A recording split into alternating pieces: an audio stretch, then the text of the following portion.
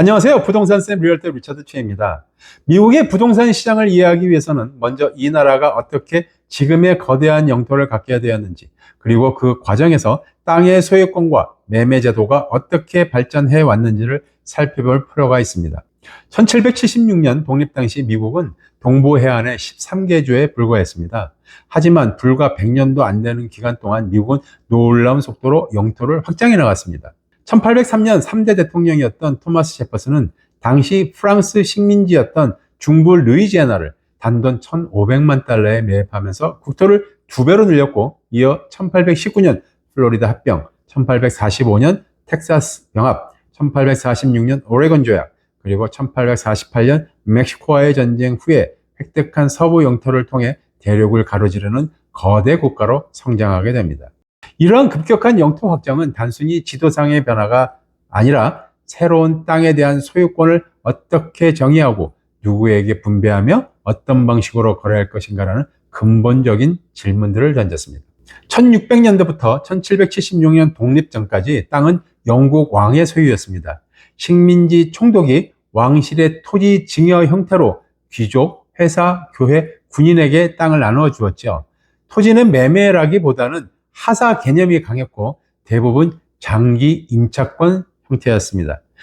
일반 시민들은 소유권보다는 경작권으로 토지를 이용했습니다. 즉, 땅은 자유롭게 사고 파는 자산이 아니라 왕의 권한 아래 분배되는 특권이었던 것이죠. 미국이 독립한 뒤 연방 정부는 영국이 가지고 있던 왕의 토지를 연방 공공토지 제도로 전환했습니다. 정부가 토지를 측량하고 개인에게 판매하거나 무상으로 분배하는 정책을 실시하면서 토지는 영구 소유가 가능한 자산으로 변화하기 시작을 했습니다. 하지만 이 시기에는 아직 소유권을 증명해줄 등기 제도가 체계적이지 않아서 토지 사기와 중복 매매가 빈번했습니다. 토지를 자유롭게 거래할 수 있는 시장은 시작되었지만 법적 보호 체계는 아직 미비했던 시기였죠. 영토는 서부로 넓게 펼쳐졌지만 대부분의 인구와 산업은 여전히 동부에 집중되어 있었습니다. 서부로의 이동은 꿈만 같은 일이었죠. 마차로 가면 6개월, 배로 남아메리카를 돌아가면 1만 5천 마일이나 되었으니까요. 이대로라면 캘리포니아가 독립국가가 될 수도 있는 상황이었습니다. 1848년 캘리포니아 골드러시 이후에 서부 지역으로의 이주 희망자가 폭발적으로 늘어나면서 금광 지역을 중심으로 소유권 분쟁이 급증하게 되었는데, 이러한 상황에서 1862년 남북전쟁 한가운데서 링컨 대통령은 두 가지 획기적인 법안에 서명합니다. 1862년 링컨이 Pacific Railway Act 태평양 철도법에 사인합니다. 대륙 횡단철도의 착공이죠. 서쪽의 중국인 노동자들과 동쪽의 아일랜드계 노동자들이 폭발물과 삽으로 미국을 하나로 잇는 작업을 시작하게 됩니다. 드디어 1869년 5월 10일 골드 스파이크 데이, 뉴욕에서 샌프란시스코까지 6개월 걸리던 여정이 단 7일로 단축이 되었습니다. 화물 운송비는 90%나 감소했고 철도를 따라 수백 개의 도시가 생겨났습니다. 철도는 단순한 교통 인프라가 아니라 도시의 씨앗이 되었습니다. 역 근처에는 호텔, 상점, 창고, 주택이 생겨나고 투자자들이 땅을 사고 팔며 부를 축적했습니다. 이때부터 부동산은 주거에서 산업과 금융의 중심으로 발전하게 됩니다. 같은 해인 1862년 링컨 대통령은 또 하나의 획기적인 법안인 홈스테드 액트에 서명합니다.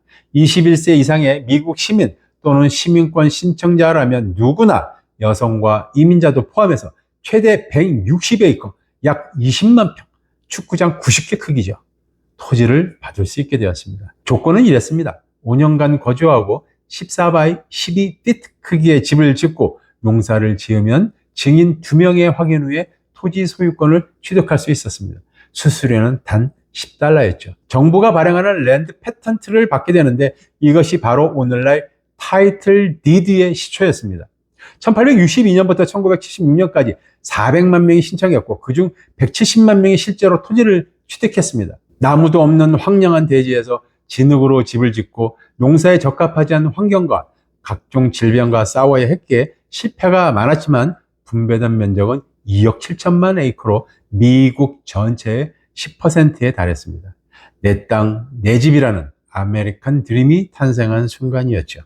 1890년대부터 1910년대 사유재산권이 전국적으로 확산되면서 각 주에서 토지 등기법이 법제화되었고 카운티 기록 사무소가 설립이 되어 오늘날의 퍼블릭 레코딩 및 타이틀 인슈어런스 시스템의 시초가 됩니다.